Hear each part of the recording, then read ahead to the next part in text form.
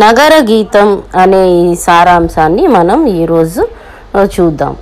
నగర గీతం అనే ఈ పాఠాన్ని అలిశెట్టి ప్రభాకర్ రావు రచించారనమాట.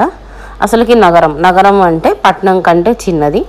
నగరంలో సుమారు 60 లక్షల నుండి కోటి వరకు జనాభా ఉంటారనమాట. అయితే అసలుకి మనం ఫస్ట్ సైడ్ హెడ్డింగ్గా నగరాల్లో సౌభాగ్యాలు ఎక్కువగా ఉంటాయి.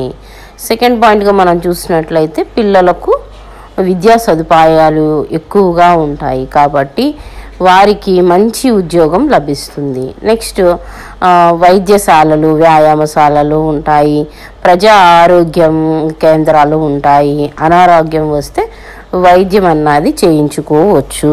ప్రతి మనిషి పఠనీయ గ్రంథము. కవి నగరంలో నివసించే ప్రతి మనిషి వెనుక ఒక్కొక్క చరిత్ర ఉంటుంది. వారి జీవన చరిత్రలో ఎంతో సమాచారం దాగి ఉంటుంది అనేసి చెప్పటాన్ని ఆయన ఏమని సంబోధించాడంటే నగరంలో ప్రతి మనిషి పఠనీయ గ్రంథము అనేసి సంబోధించాడు. అలాగే నెక్స్ట్గా మనం చూసినట్లయితే పెపర్మెంటుపై విరబూసిన కాన్వెంట్ పువ్వులు అనేసి చెప్తున్నాడు కవి. ఈ పెపర్మెంటు పై విరబూసిన కాన్వెంట్ పువ్వులు ఎవరు అని అంటే కవి చిన్నపిల్లలను ఉద్దేశించి చిన్నపిల్లలను పువ్వులతో పోల్చినట్లుగా మనకు అనిపిస్తుంది. పువ్వులను మనం ఎంతో జాగ్రత్తగా కాపాడాలి. అలాగే చిన్నపిల్లల్ని కూడా ఈ పట్టణాలలో, నగరాలలో చాలా జాగ్రత్తగా కాపాడాలి అనేసి చెప్తున్నాడు అనమాట. అలాగే సిటీ అంటే అన్నీ బ్యూటీ బిల్డింగులే కావు.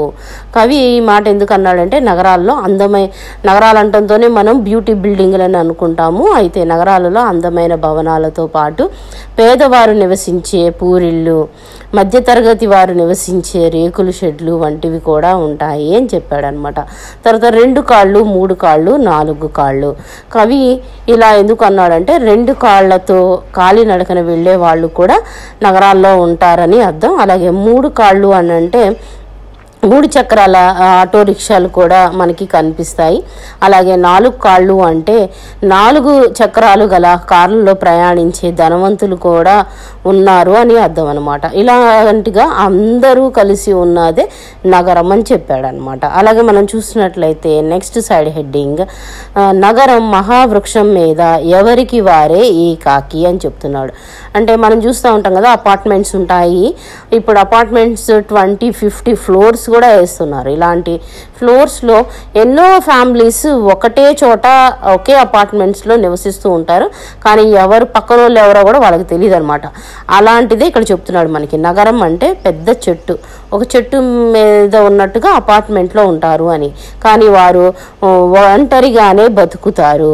వారి గురించి పక్కవారు ఎవరూ పట్టించుకోరు. చెట్టు పైన పక్షులు ఉన్నా అవి ఐక్యంగా ఉంటాయి. కానీ నగరాల్లో ఉండే వాళ్ళకు బాధలను ఎవ్వరూ పట్టించుకోరు, ఎవరికీ తెలియదు అని చేసి చెప్తున్నాడు అనమాట.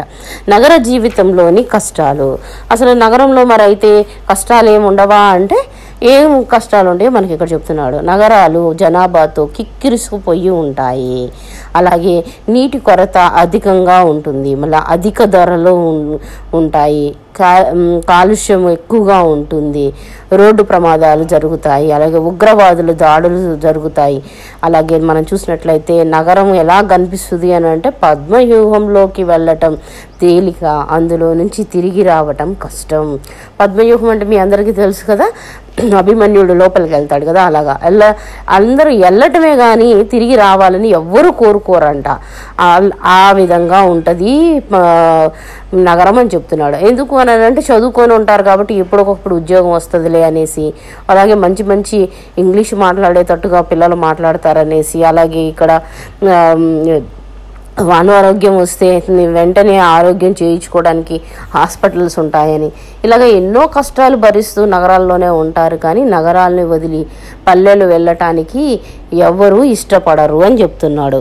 సైడ్ హెడ్డింగ్ పల్లె జీవనం. అసలుకి మరి పల్లె జీవనం ఎలా ఉంటుంది అని మనం చూసినట్లయితే పల్లె జీవనంలో వ్యవసాయం వీరికి ప్రధాన వృత్తిగా ఉంటుంది. తర్వాత సుఖంగా ప్రజలందరూ కలిసిమెలిసి సుఖంగా జీవిస్తారు.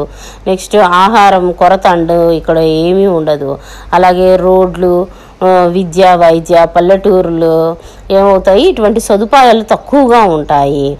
తర్వాత విద్యా వైద్య సదుపాయాలు తక్కువగానే ఉన్నప్పటికీ కూడా ఇక్కడ కూడా మనకి కనిపిస్తాయి. తర్వాత అన్నాదమ్ములు ఎలా ఉంటారో, పల్లెటూరులో అన్నాదమ్ములు కాకపోయినా కానీ అందరూ అన్నాదమ్ముల్లాగా కలిసిమెలిసి ఉంటారు అని చెప్తున్నాడు.